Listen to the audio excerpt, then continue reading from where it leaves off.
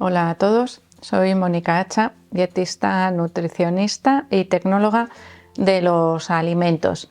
Hoy vamos a ver qué relación podría existir entre las alteraciones de la microbiota intestinal, una disbiosis por ejemplo, y las enfermedades tiroideas.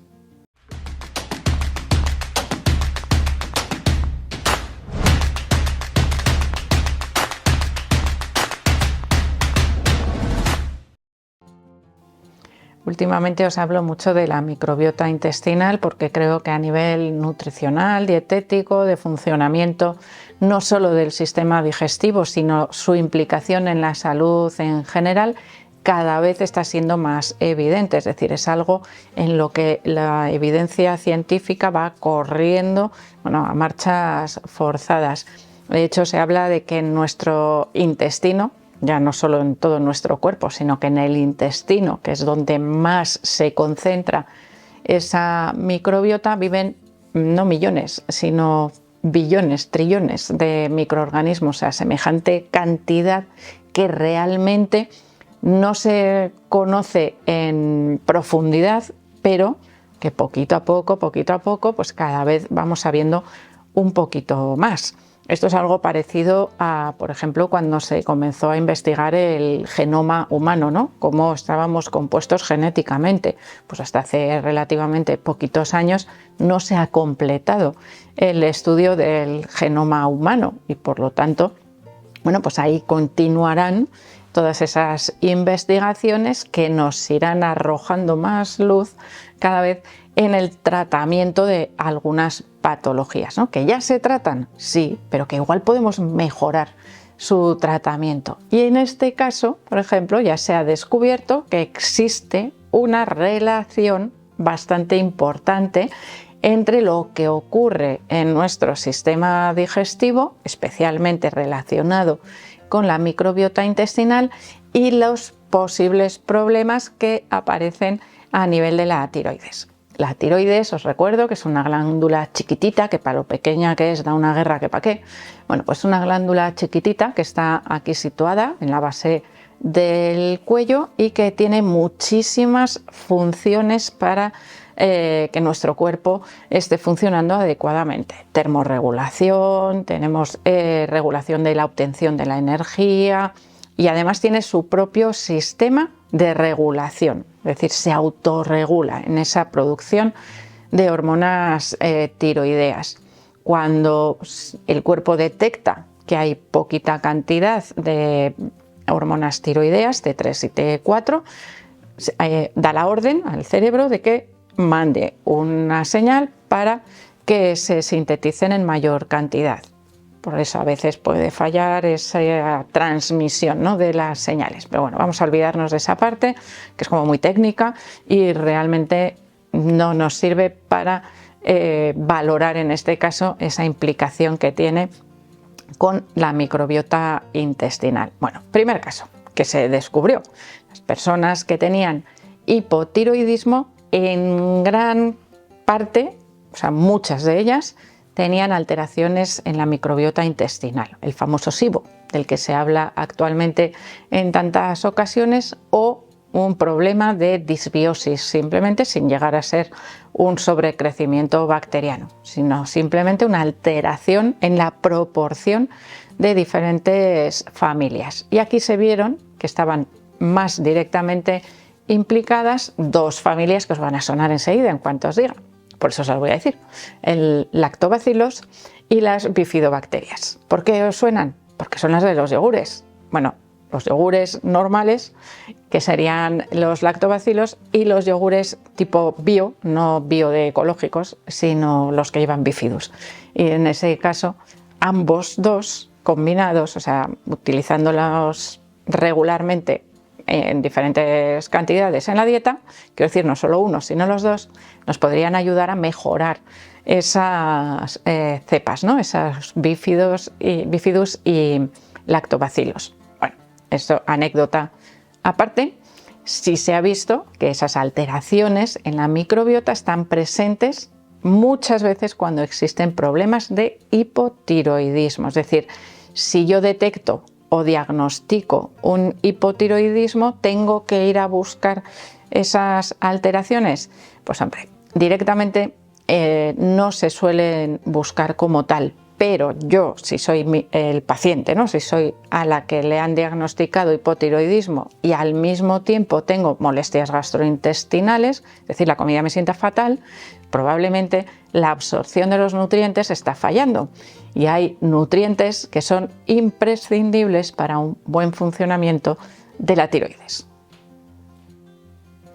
Esos nutrientes tan importantes para la tiroides también le gustan a los microorganismos y especialmente a aquellos microorganismos implicados en el sobrecrecimiento bacteriano. Bueno, no es que les gusten especialmente, sino que están en un sitio donde hay mayor cantidad y compiten por la absorción intestinal.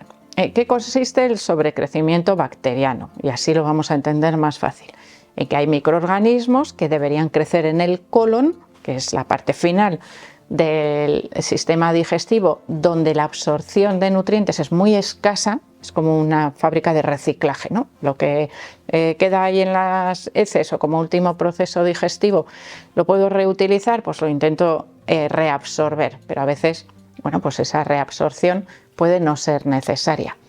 Sin embargo, si esos microorganismos que utilizan muchos nutrientes de nuestro cuerpo se trasladan al intestino delgado, que es donde están todos los nutrientes que tenemos que absorber, ¿qué pasa? Pues que se los comen, nos los quitan y reducen la absorción. Y casualmente, algunos de esos nutrientes por los que tienen predilección, pues podrían ser el yodo, el hierro, el selenio, el zinc, minerales que son imprescindibles para esa síntesis y transformación de las hormonas tiroideas en su versión activa, que de esto ya hemos hablado también en alguna ocasión. Es decir, hay una competencia feroz entre lo que va a absorber mi intestino y lo que van a absorber esos microorganismos que evidentemente también tienen que alimentarse y cuando están fuera de su sitio utilizan otros recursos que me los quitan a mí y por lo tanto impiden que mi cuerpo funcione adecuadamente. Y además generan residuos, mientras comen ellos también tienen sustancias de desecho que salen en un sitio donde no debe. Esos residuos deben estar en el colon, que es donde se eliminan con facilidad.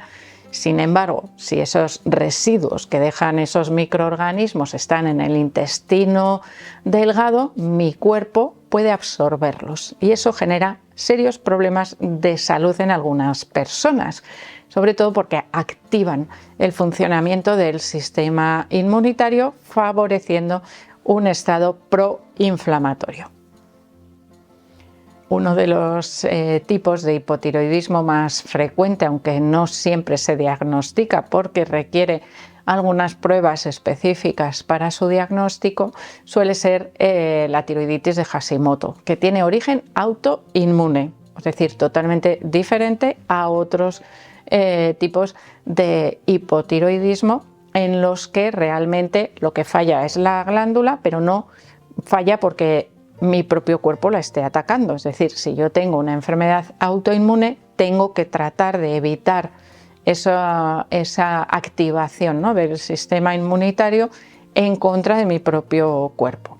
¿Y qué ocurre en este caso o qué relación podríamos tener también con la microbiota intestinal? Pues la microbiota intestinal tiene una importante labor defensiva también en mi organismo y además esa microbiota intestinal se puede ver activada, ¿no?, en esa función defensiva contra tejidos de mi propio cuerpo y además esa activación, o sea, fijaros, ya estamos añadiéndole ahí factores clave, se puede ver afectada por la ingesta de algunos componentes de la dieta que tengan una mayor predilección, vamos a decir, por molestar a esa activación del sistema inmunitario. Uno de ellos es el gluten de la dieta.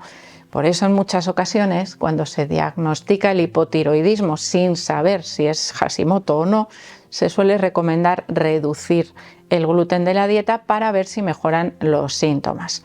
Y en algunos casos esa reducción pasaría por la eliminación del gluten, al menos hasta reducir los síntomas. Otros componentes también aparecen en un grupo de alimentos concreto, que serían las solanáceas. Las solanáceas son un grupo de alimentos que incluye los tomates, las patatas y las berenjenas, o los pimientos, por ejemplo, así como los alimentos más habituales, y que tienen la capacidad de molestar o activar también a ese sistema inmunitario propio y están implicadas en muchas ocasiones en esos procesos autoinmunes.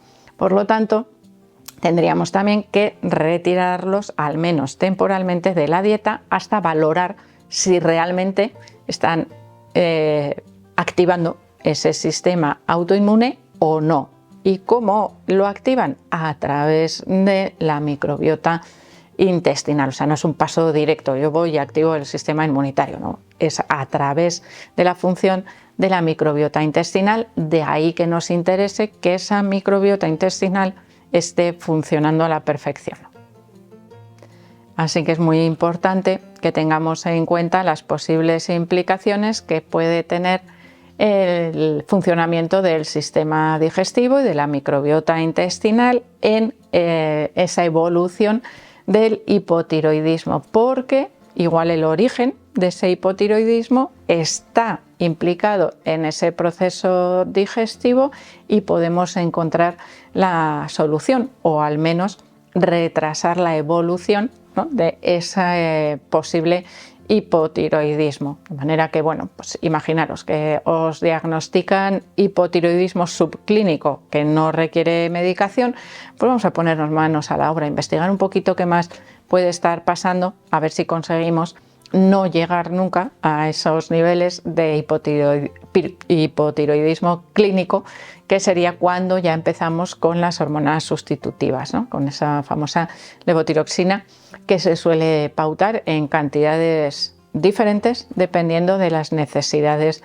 de cada persona. Así que, bueno, si nosotros al mismo tiempo mejoramos nuestro sistema digestivo y nuestra microbiota, vamos a obtener mejores resultados, eso segurísimo. Así que espero que el vídeo os haya resultado interesante y, por supuesto, que le deis al like. No dejéis de suscribiros al canal y espero seguir viéndoos a todos en los próximos vídeos.